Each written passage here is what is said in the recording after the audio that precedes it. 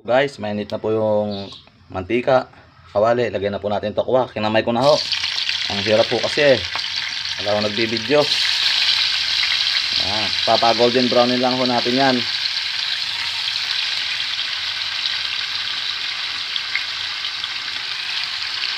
Yung nilagay ko nga lang po pala doon, 2 sili lang ho. Conforme po sa inyo kung ilang sili po gusto nyo.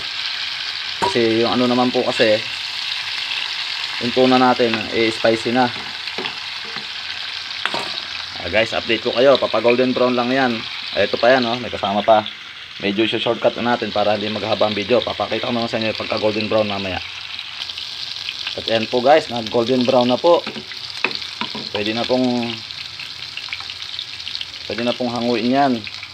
Namatay po ang aking, yun, nag golden brown na po. Pwede na pong hanguin yan guys. Ito, hanguin na po natin. Update ko po kayo mamaya. At yan po guys, sangkot siya na po natin yung mga sangkap. Ayan po, oh, sabay-sabay na po yan. Sabay-sabay na po ang pagsangkot siya dyan guys.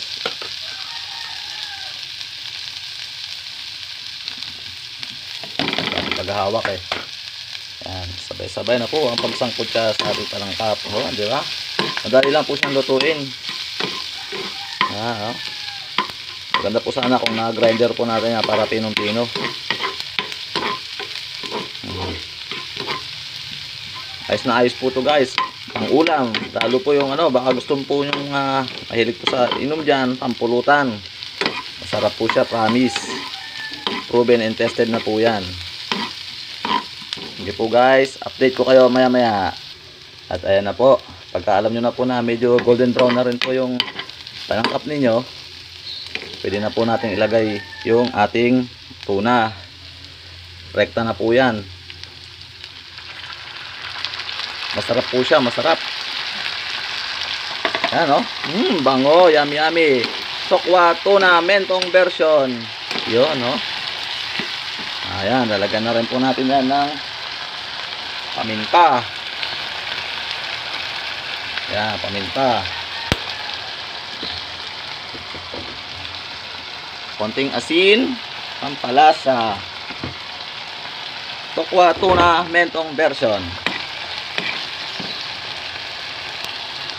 At ayan po, pagka nagisa-gisa na ng maganda-ganda, pwede na po natin ilagay ang ating piniritong golden brown tokwa. Ang sarap guys. Tokwa tuna mentong version.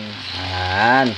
At syempre po, halu-haluin lang po natin hanggang kumapit ang tuna sa tokwa.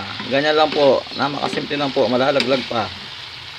Ang hirap po kasi, wala pong akong tagahawak, taga-video man lang. Oh guys, nanaan ko po konti ang apoy. Kasimple lang po nito guys. Ay, nalaglag pa oh. Balik natin, sayang. Promise po, masarap po to. Masarap na masarap. Proven and tested na po ito. Natutunan ko po to sa aking may bahay. Kaya alam po, nasa Kuwait na po siya. Yan, oh. Sarap, yummy yummy.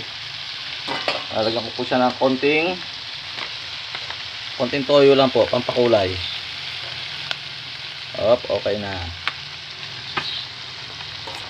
Promise guys, masarap. Oh. Halu-haluin lang po natin. Yan. At yan po ay madali naman pong maluto. At yan po ay luto na po yan. Madali lang naman pong maluto dahil pinirito na po natin. Ano? Hindi po. At hanguin ko na po guys. Enjoy watching po sa aking tokwa tuna mentong version. Papakita ko po sa inyo mamaya pag nakahain na.